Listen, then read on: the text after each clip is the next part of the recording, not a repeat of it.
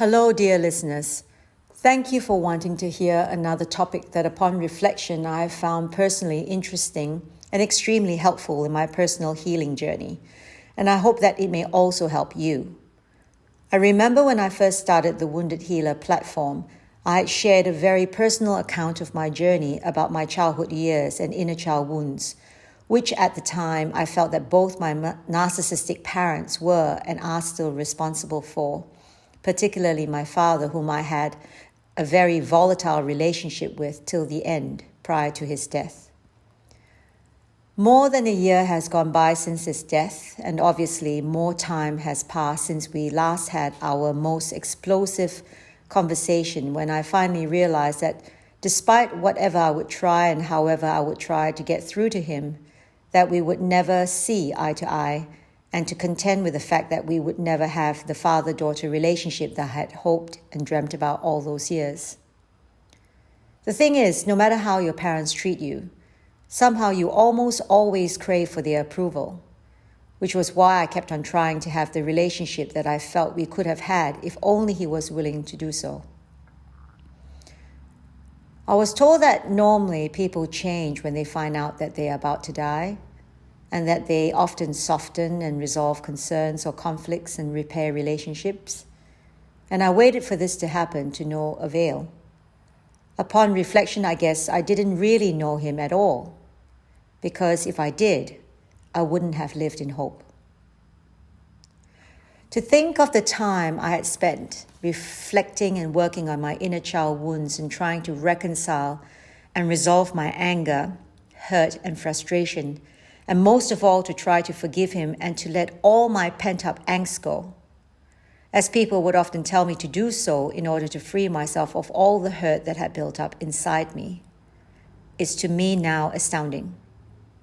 I use the word astounding because I realized that it took so much time and resolution and self-reflection to understand the whys, the reasons, and then to try to reconcile the inner child and the adult person whom I've become. It doesn't matter that I am a wife and a mother of 2 boys and 4 fur kids. I was still deep within me a little girl who was hurt and who had never got over the fact that they told me that I should have never been born to start with. So I spent time contemplating, reflecting, turning things inside out and upside down in my mind and thinking of all the things that I could think of in the way of analysis. Not to mention listening to a multitude of podcasts and reading an array of books to come to terms with my reality.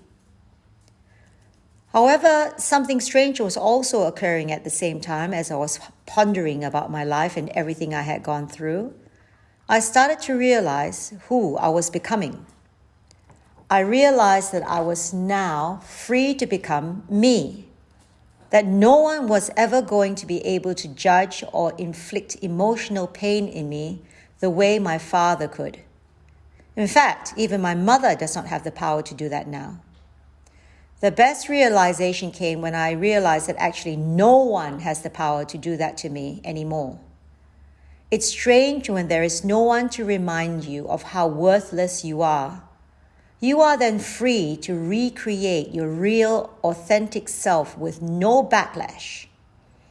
I realized that apart from my mother, who is still alive and toxic, there is actually no one who could hurt me that way anymore, nor would anyone want to hurt me currently in my life. I also realized that if there were any negative people or people whom I find that no longer resonated with me, I could sever all ties and they would disappear from my life. Once the person or people who caused you the most hurt in your life are either gone through no control of yours, or even better, gone through your choice, you will realize that there is now no one stopping you except for you. So for me, I started to ask myself what would make me happy. What could I create even though I may be a late bloomer, and what I wanted in my life moving forward. Plus, the most important question was, who am I? What are my values, my perceptions, belief systems, and what am I made of? What are my strengths, my weaknesses, trigger points? What makes me calm? What qualities do I have? What are both my talents and my challenges? What did or do I want to change? And what don't I want to change, but to accept proudly?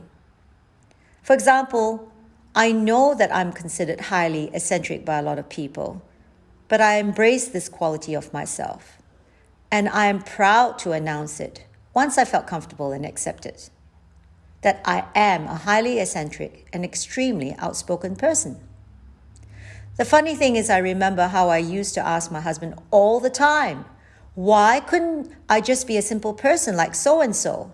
And he used to say, but why would you want to be so-and-so? Just be you. And for ages, I just couldn't understand why I could not accept what he had to say. But now I do. As I realize it's all about self-worth and coming to terms with your own greatness. I know that there are parts of me that are changing. And as long as I'm not hurting anyone and I'm comfortable with this change, I'm happy to proceed onwards. I feel that I'm not determined by anyone's opinion and can feel quite comfortable with my own opinions. And when my opinions are challenged, I will process my thoughts and emotions. But once I've made a decision, that's it. I'm not vulnerable to other people's opinions, as I believe that we can all agree to disagree. So, what am I trying to get across to you? That out of great hurt and adversity comes great truth. And sometimes when your head is turned towards the right direction, what ends up happening is that you finally find yourself in the midst of all the emotional chaos. The truth of the matter is the realization that if I wasn't that hurt or wounded or emotionally challenged to find my truth by the two people who mattered the most to me as a child, then I wouldn't have found my true self. When I realized that my father and mother are my greatest teachers, I actually thank the universe that I had to experience the pain to get through to where I am today. I really don't feel that I would have reached this point in the area of personal growth if I grew up amongst cupcakes and daisies. I also know that some of the greatest and best achievers out there have come out of great pain and adversity to reach where they are now. Once you get to the healing process, you begin to see the actual beauty of the unique person you are, who has gone through and endured so much to only be triumphant in your current path, whatever that is and wherever you are now headed. Finally, you can actually get to that place without any obstacles that you put in front of you by way of your perceptions of yourself. There will be obstacles, no doubt, but none that you cannot contend with. I'm telling you, it was really difficult to reconcile to the fact that I had to experience all those heart-wrenching, soul-destroying times to reach a place where I can thank them. I never knew I could actually want to thank them when there was so much anger and hurt inside me. But now I can. It is with gratitude that I realize that the lessons learned is how I finally found me. I believe with conviction that no matter what you are dealing with, you can either choose to learn and grow from it, or become bitter and twisted and get all caught up with your inner pain that you become someone whom you can't even recognize. Once I realize all that I've told you, I stopped whining, moaning and bitching, and instead rejoice that I have lived through the pain and come out on top with new motivation to get to wherever I feel that I need to get to. I sincerely and humbly thank my greatest teachers, and I will use what I've learned to help others get through obstacles as I share my journey with you. In reflection, there have also been other teachers who along the way have nothing but been nasty and horrible and have taken advantage of me as a person, but whom I also like to thank for making me wiser, stronger, more resilient, and getting me to embrace who I am, warts and all. Due to your teachings, I will never get taken advantage of ever again. So I guess I'd like to thank you for taking the time, if you're still here with me, for listening. And I hope that you can take away some form of wisdom, if not anything else. Please take time to ponder who your greatest teachers are and what lessons that they have taught you. Thank you.